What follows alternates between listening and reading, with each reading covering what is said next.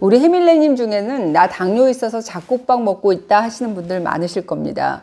하버드 대학교 공중보건연구소가 무려 20만 명을 대상으로 해서 어떤 연구를 했냐면 밥, 내가 먹는 밥 있잖아요. 이거하고 당뇨하고의 연관성 연구를 해서 2012년도인가 이때 발표한 연구가 있어요. 결론은 뭐냐? 내가 백미를 일주일에 5번 이상 먹는 사람이다. 그럼 E형 당뇨병에 걸릴 위험이 굉장히 크고, 백미에서 현미로 바꾸잖아요. 그럼 걸릴 확률이 16%, 백미에서 보리 같은 통곡식으로만 바꾸잖아요. 36% 낮아진다는 그런 결과를 발표했습니다. 그래서 제가 오늘은 보리밥 알려드리려고 합니다. 보리밥 당뇨에 참 좋은데 맛이 없어서 노노노 걱정 뚝. 소화도 잘 되고 맛까지 좋은 잡곡밥 레시피 알려드리겠습니다. 아마 이 밥 드셔보시면 와, 나 밥만 먹으면 치솟는 혈당 때문에 되게 불안했는데 먹으니까 속이 든든하고 이렇게 혈당 조절에 도움이 되네? 혹은 또 이런 말씀 하실 거예요. 와, 나 이 밥 먹으니까 1일 1 화장실, 보리는 사랑이었어 하실 분들 많으실 것 같아요. 자, 당뇨 잡곡밥 지으러 가실까요? 평소에 드시던 대로 이 밥 재료 준비하시면 됩니다. 백미에 현미를 섞는 분은 백미하고 현미 준비하시면 되겠죠. 결론부터 말씀드리자면 이 보리는 꼭 이거 늘보리 암맥, 이 늘보리 암맥을 쓰시라는 겁니다. 그러니까 늘보리 그리고 암맥 꼭 기억하세요.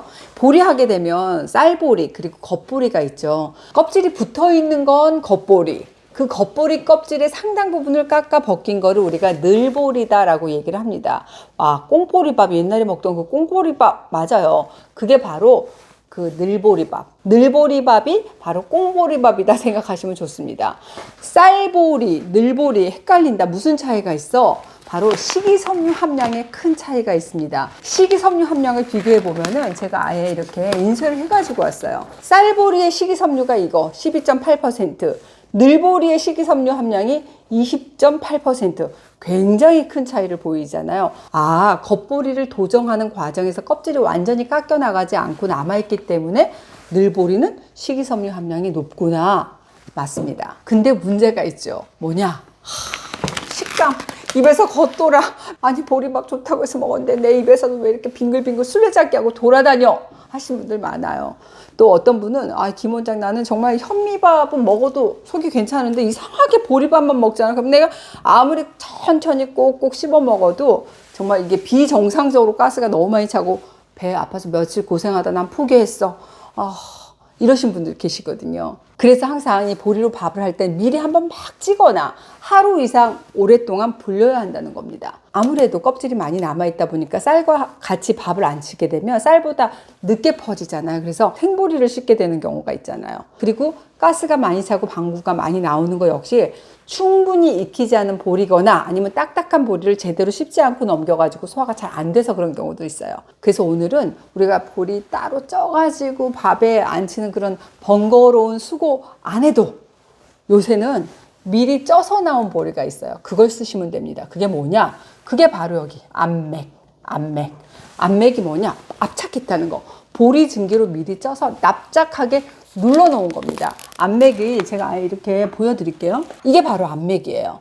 암맥은 쌀과 같이 불려서 밥을 할 수 있도록 아예 이렇게 가공해 놓은 보리를 암맥이다 얘기를 합니다. 아니 근데 이렇게 가공하는 과정에서 혹시 베타글루칸 그 좋은 거라며 소실되면 어떡해? 하고 걱정되시는 분들 계실 텐데 이 베타글루칸은 가열이라든지 가공 과정에서도 파괴가 잘 안 된다고 하니까 그런 걱정 안 하셔도 될 것 같습니다. 아, 그러니까 쌀보리보다 이 늘보리의 식이섬유가 훨씬 많아. 맞아요. 그러니까 늘보리를 먹되 그냥 보리 말고 암맥으로 먹게 되면 밥 짓기도 편하고 소화도 훨씬 더 잘 될 수 있다 생각이 드시죠? 그게 바로 늘보리 암맥이라는 겁니다. 그래서 이 암맥은 굳이 오랫동안 막 하루 이상 막 불리지 않아도 간편하게 밥을 지을 수가 있습니다. 와, 세상 정말 편해졌어요. 평소 드시던 백미나 현미를 반만 좀 덜어내시고 그 덜어낸 만큼 늘보리 암맥을 추가하시면 끝나는 겁니다. 그런데 여기서도 김 원장 아무리 소화가 잘 되는 암맥을 넣어서도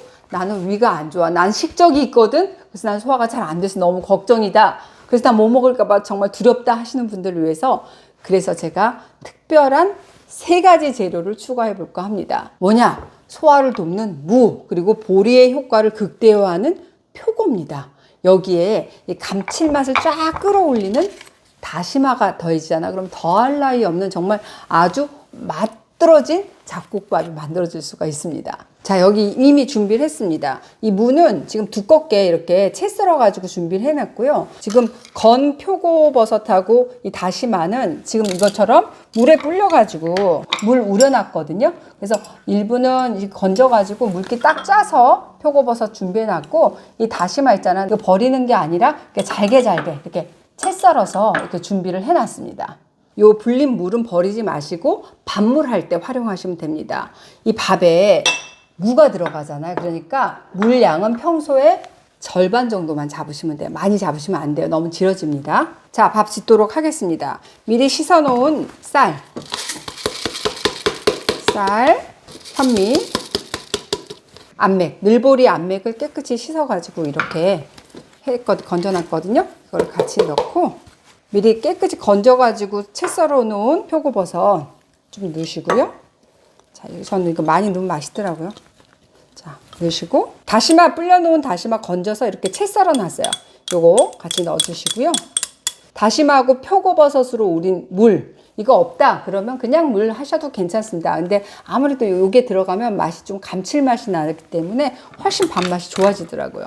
이렇게 해서 밥물은 평소에 절반 정도만 하시면 됩니다. 자, 왜냐? 우리가 무가 들어가잖아요.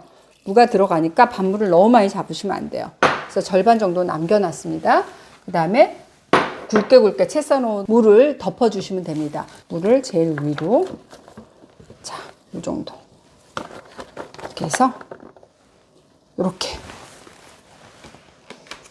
자, 이제 준비가 다 끝났습니다. 뚜껑 닫고 잡곡밥 취사를 누르시면 됩니다. 우리가 잡곡밥을 먹을 때 어때요? 밥 하게 되면 잡곡으로만 섞는다는 그런 일종의 편견이 작용한다고 생각이 들어요.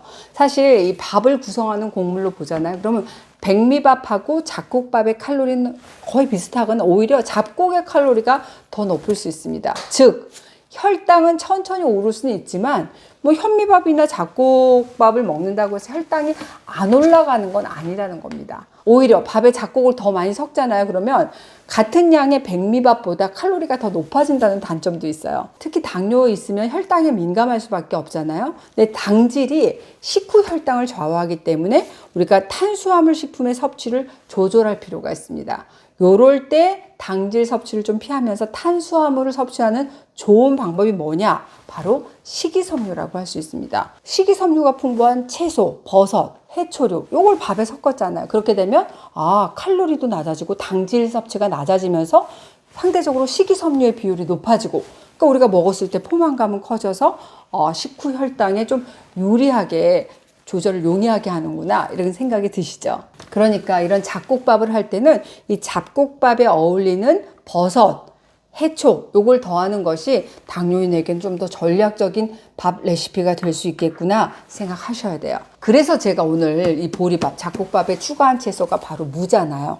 식이섬유가 많아. 그래서 위하고 장에서 흡수돼서 포만감을 줘서 비만도 예방하고, 또 이 식이섬유 자체가 당질의 소화 흡수를 억제해서 혈당 관리에 도움 받을 수가 있습니다. 그리고 어때요? 무는 천연 소화제. 그래서 옛날 속담에 무 많이 먹으면 속병이 없어진다, 이런 말이 있을 정도잖아요. 소화를 돕는 능력이 탁월합니다.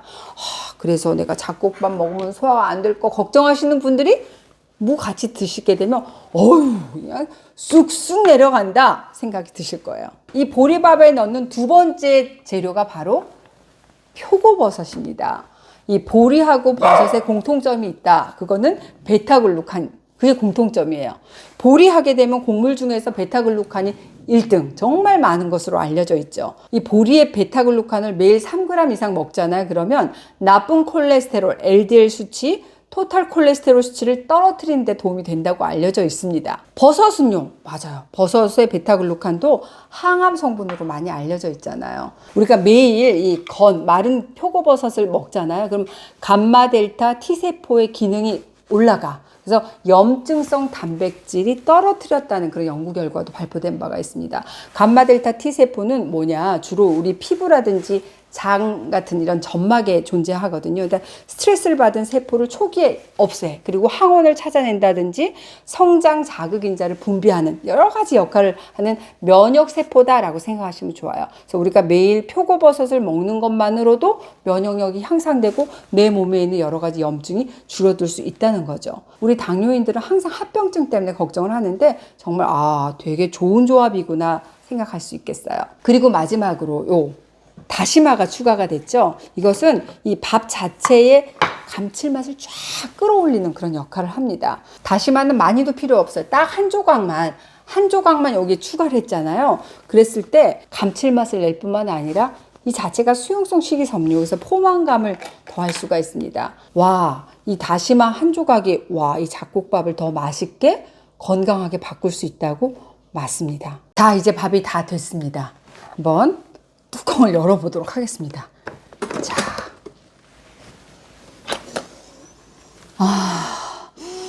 어떻게 해요? 향이 정말 굿입니다. 굿. 여기 보시면 무, 표고, 다시마 이 세 개만 있어서 사실 끝내주잖아요. 맡아보시면 향기에서 정말 나 감칠맛 있거든 느껴집니다. 한 그릇 한번 퍼보도록 하겠습니다. 지금 밥물을 거의 평소에 절반밖에 안 잡았잖아요. 그런데도 밥이 잘 됐습니다. 자, 이렇게 이렇게 해서 이렇게 표고버섯하고 진짜 제가 한 입 해볼게요. 표고하고 다시마 늘보리.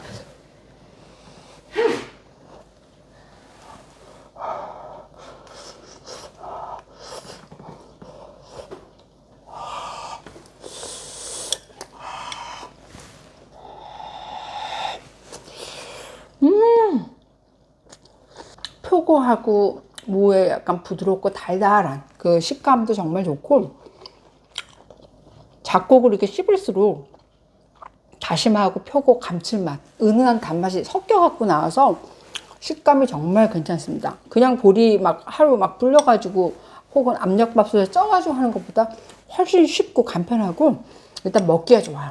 일단 다양한 맛을 느낄 수 있잖아요. 그냥 잡곡밥 먹는 것보다 훨씬 재미가 있고 맛있습니다. 이렇게 밥에 뭐 넣었어요? 보리, 무, 표고, 다시마 추가하게 되면 쌀밥보다 칼로리가 낮고 식이섬유가 더 많은 재료들이 많이 들어갔기 때문에 같은 양으로 비교했을 때 칼로리 낮고 또 식후, 혈당 조절에도 더 용이하구나 이런 생각이 드시죠?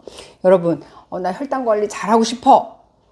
맞아요. 근데 굳이 당뇨인 아니더라도 다이어트 하셔야 되는 분, 또 나 건강하게 좀 밥 먹고 싶어, 나 콜레스테롤 때문에 좀 신경 써야 돼 하시는 분들, 누구에게나 맛도 좋은 밥이 될 수 있습니다. 착한 밥. 나 보리밥 먹으면 보리방구 껴가지고 참 그것 때문에 안 먹으려고 그랬는데, 그래, 보리방구 껴도 괜찮다. 나 건강해질 거야. 오늘도 여러분 해밀려 하세요.